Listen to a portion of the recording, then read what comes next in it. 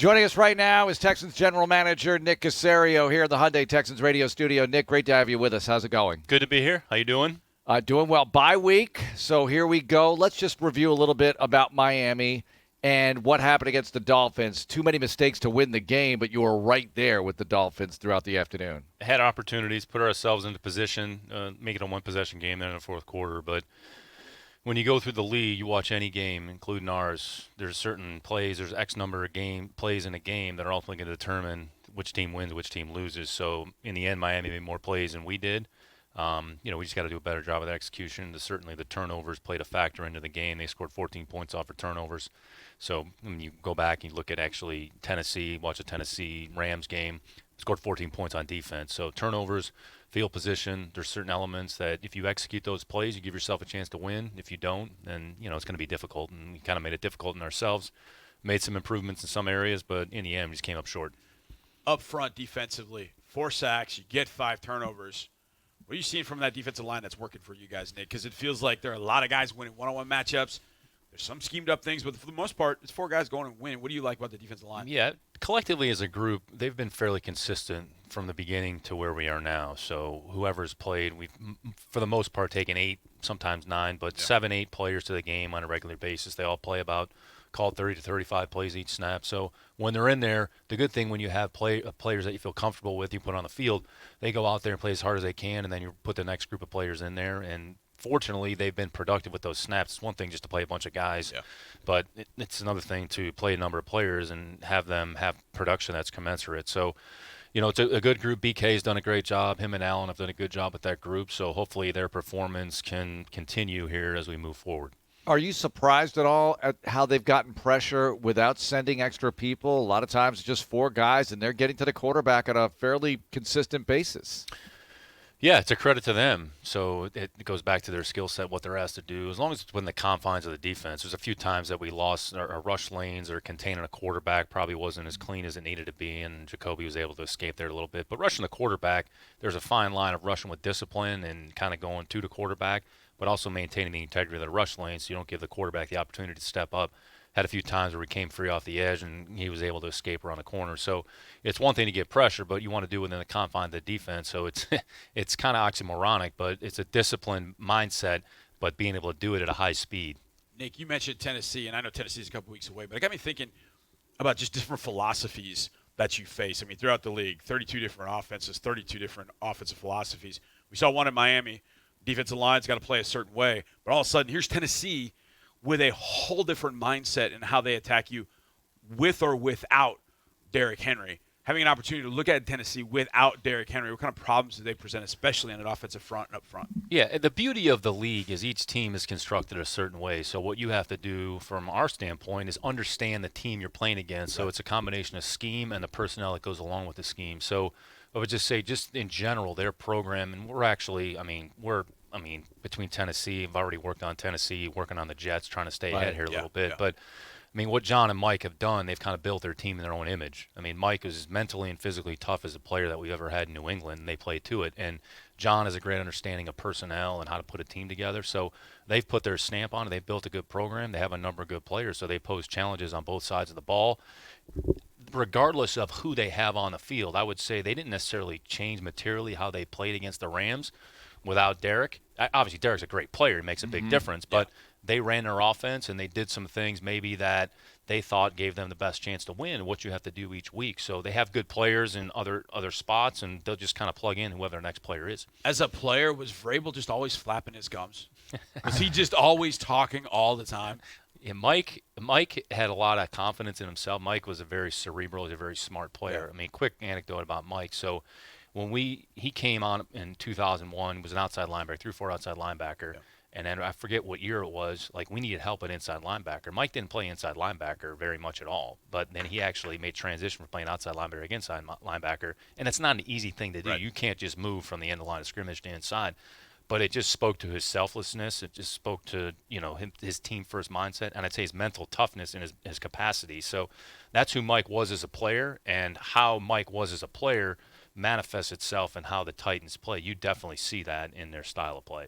Yeah, no question. Do you think Ryan Tannehill's a pretty good tale of a player who people might give up on. Some people might from the outside looking in, and obviously he was available to them, and they made the acquisition. And it wasn't like he was bad in Miami. They had a playoff year. They had some pretty decent years, but it didn't flourish the way they wanted to. And now here he is in Tennessee making all this hay. So what about that kind of thing with a player? Could be a quarterback, could be anybody, when people tend to give up on them. It's a great point. And I think what happens sometimes, in Ryan's case, he was drafted, I want to say top 10, 8th pick overall. Right. So there's always a certain level of expectation that goes along with it. And if you don't play to a certain level or standard, people get upset about it, and, well, it didn't work out, and you put some undue pressure on yourself. I mean, Ryan gave us problems in New England when he played, and some of the attributes that he possessed, you saw that show up.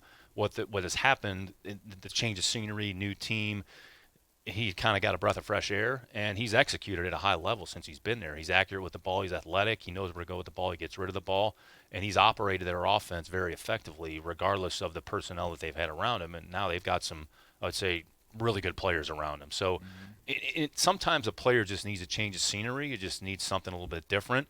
And Ryan's taking advantage of an opportunity. I mean, there's multitude of players that fall into that category. If it doesn't work one place, whatever the rhyme or reason is, doesn't necessarily mean it can't work somewhere else, but there's always some factors that usually go into it. And there's a guy that we just talked about that fell into that situation. That was Mike Vrabel, because with Pittsburgh, it just wasn't happening. But he goes to New England, and he ends up having a tremendous career. Nick, you talked about getting ahead, getting to the Titans, getting to the Jets, and the self-scout process. We talked with Coach Culley that the other day. I know it's maybe different for you, but how does the self-scout process work for you? What's kind of that and your involvement in that for yourself and your departments? Sure. No, we actually talked through our personnel here a little bit earlier this morning, with the staff, and just kind of gone through some different players. Each game you evaluate and you go through your personnel and evaluate the game. What happened in the game? Here's some things that we need to do better. Maybe it's a personnel change or a schematic change. So we talk about those things. We're looking at it. I'm looking at it from our perspective, but it's within the context of the team perspective of what do we feel is best for the Houston Texans on a week-to-week basis. So sometimes there's always a belief, well, you get to the bye week and you take a break and you just kind of look at everything that's happened. Well, you're looking at that on a week-to-week basis. What you really want to do during the bye week is say, all right, what are some things, maybe 3 or 4 things or 2 or 3 things on each side of the ball that we've identified? Maybe we can find a way to improve those incrementally. And if we improve those incrementally, then maybe I'll give ourselves a better chance come Sunday, whoever the opponent is. It's not necessarily about the opponent. It's more about like what we need to do with our team. Nick, somehow that meeting didn't show up on my calendar, so I apologize for not being there, but I got to weigh in right now. What about Tyrod Taylor? It was very uncharacteristic what happened against the Dolphins because he's a guy who protects the football. He looked really good through a game and a half. Is it like a pitcher not having his best stuff or something like that, what happened to him, and he just needs to get back into the fold a little bit more practice-wise and rhythm-wise? Yeah, any player, whenever you haven't played in game situations, there's a certain assimilation that you have to go through. And I would say it was a combination of we didn't play well as a team, and there were some things that Miami did schematically that put some stress and pressure on us, and they handled it better than we did. So sometimes, not to oversimplify it, but that's sometimes what goes on during the course of the game. So practice is important. Practice is your best opportunity to prepare to play, but what goes on in practice, you can't simulate to the full extent what's actually going to go on in the game until you're actually on the field. So regardless of how much you played, regardless of how much experience you have, the game experience is usually the thing that matters the most. I know it's a singular person, but as a rookie, and he was the guy snapping the ball at Tyrod Taylor, and that's Jimmy Morrissey. I think a lot of people didn't even know who he was because he's obviously acquired near on a few weeks ago as we're getting ready to trade deadline. There were some other things that people out there were talking about that maybe not a lot of people knew of Jimmy Morrissey. What do you think of how he played against the Dolphins on Sunday? Yeah, the group overall, they hung in there against a very strong, stout front. They present problems for a lot of different teams. Jimmy had a lot of experience. He was a 4-year starter at the University of Pittsburgh. He's played a lot of football and played quite a bit in the preseason with the Raiders. So that's a player that falls into some of your preseason scouting as you're going through certain players maybe that are drafted later or are free agents. They may or may not make the roster. So in his case, he was on a practice squad, like Davion Davis was on a practice squad. So there's multitude of ways that you can acquire players and add them to your team. Those are 2 young players that have come in. They've worked hard. Jimmy took advantage of his opportunity. I mean, the way it worked out, we just thought that was the best way to go. What that looks like against Tennessee, we'll kind of have to see who's healthy, who's available, and just try to make the best decision and put the best 5 out there. What is it like for you personally to go to a stadium like the Dolphins, like Buffalo, and you've been there so many times with another organization, and now you're with this organization? You're very familiar with the surroundings, yet it's different because now you're here. What is that like? It feels like I've been in those stadiums like every year. So Yeah. it's part of the process. So you're going to play. I mean, whoever the teams are. Just so happens that the AFC South crossed over with the AFC East this Yeah. year. So whether it was coincidence or not, but same thing. You go into the stadium, understand the surroundings, understand the environment, you understand some of the things that go on the periphery. But again, it comes down to your execution and how the team plays in that particular day. Nick, you brought up an interesting point. You're talking about Jimmy about the preseason process for players that you might be. And I know we've talked about this before about the fact that you look at everybody. I mean, you got to keep tabs on everything that's going on.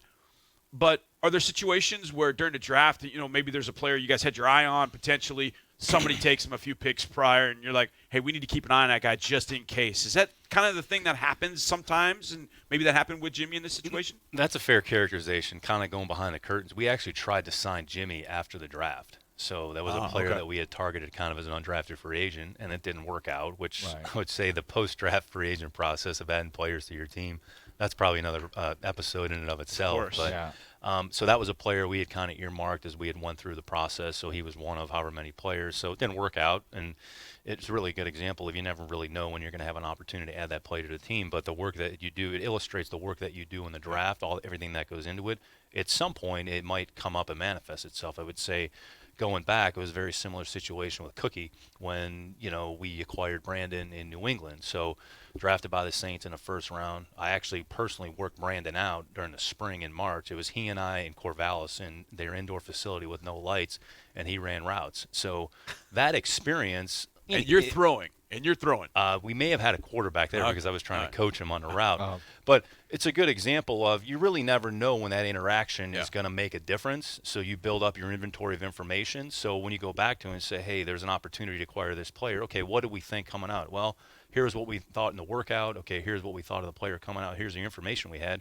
Okay, this matches up and makes some sense. So that's where, regardless, it just speaks to the work that goes into this college scouting process. And as soon as they go from college transition to the pros, you're tracking those players, but you're relying on the information that you've accumulated at that point, which speaks to the work that our area scouts and our college scouting staff does in making sure that information is accurate and right, because you're going to refer back to that. So you want to try to make a good decision based on the right information. Nick, we talk about guys improving throughout their NFL career. Well, there are a few games left in the college season, and how many guys really change your evaluation of them through these final 2, 3, 4 games, whatever the amount may be, the bowl game? This has to be really important for them because for some guys, I would imagine the light goes on at some point mid-season. Where it matters the most is if a player maybe hasn't played as much early on in the year because he's had a circumstance, whether it was another player was playing ahead of him, he had an injury that prohibited him from playing. There's a lot of work that you're doing. You've done work as either as a sophomore or junior, so you've seen X amount of games, handful of games of what they did previously.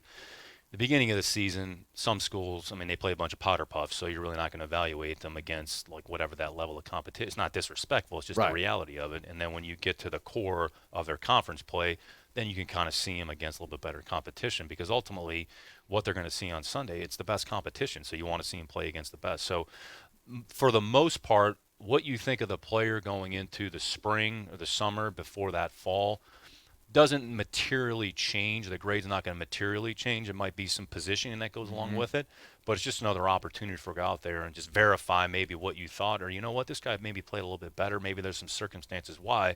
So then we have to go back as a staff and say, okay, where's the delta? What happened? But you mentioned the level of competition, and here we have Cecil Shorts who helps us out with the arena stuff, Fellow in the OAC bowl product. Exactly. Yeah, absolutely. Exactly. Represent. I saw Pierre Garçon interviewed recently, and they're Mount Union guys. Sorry to bring up the Mount Union We people. never beat him. A great program, so I got to give him But credit. Cecil was drafted, and these guys show up. So how hard is it to evaluate those kinds of players? No, absolutely. And it's a good illustration of it really doesn't matter where you come from. Like if you have a certain level of physical skill and acumen and people are going to find you. That's what part of our job from a scouting perspective is. Wherever the players are, it doesn't necessarily matter where they come from.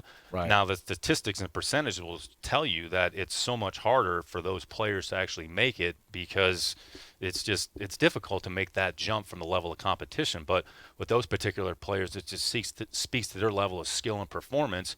And once they're given an opportunity, then everybody's on an equal playing field. So it's about your improvement. It's about, can you take the coach and can you apply the concepts that you're taught, and how do you actually perform with those opportunities? So getting there is the hardest part.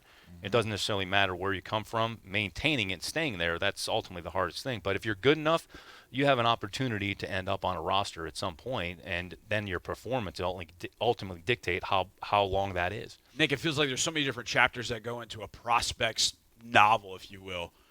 The obviously, the college career is 4 years long. That's the longest one. But then you've got the postseason games. You got Senior Bowl, you got East West Shrine, you got NFLPA, you got all these different postseason games. How much difference can those games make? And that's one question. But the other one is, I don't think you've ever been on a staff that worked with players at the Senior Bowl. How important could that be if you have that opportunity to spend a full week with a group of players? We'll work backwards. I would say if you simulate what you're going to do on a weekly basis, your staff, and able to see how that player responds to that, then it gives you some information about their overall process that they put themselves through in their routine, right, how they handle information, how they absorb the information. Can they take what happened one day, make the correction, apply it next? So you can see some things up close in terms of coaching, technique. Are they doing the things that you're asked to do? The first part of the question, John, again?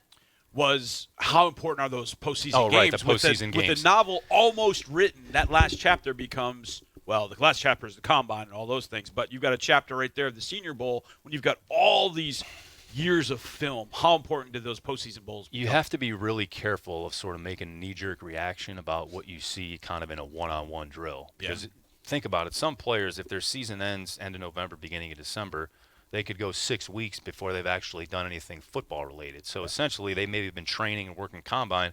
They haven't been practicing. They haven't been doing anything football. Then they show up at the Senior Bowl. Okay, then they're in one-on-one. Then they're 9-7. Then they're 7-7. Then they're a team. And they might have some good days. They might have some bad days. Really, the players that, going back to like Mount Union and Cecil and those guys, to see them against a better level of competition, that certainly is going to help their evaluation. But if you have a player that's been a 3-year start at the University of Alabama, and then he shows up at the Senior Bowl and then he struggles in one-on-ones or doesn't do well in 9-on-7, are you going to penalize that player? Or, so you have to understand the circumstances that are associated with it. All right, Nick, it's bye week. Are you going to sit on the couch, big bag of Cheetos or something, just watch TV? Do you even know what Cheetos are? No, I don't. I don't think I've had a potato chip in I don't know how long. I'm sorry to disappoint everybody out there. Not going to break routine. Not that. But that got me thinking with Marc's question.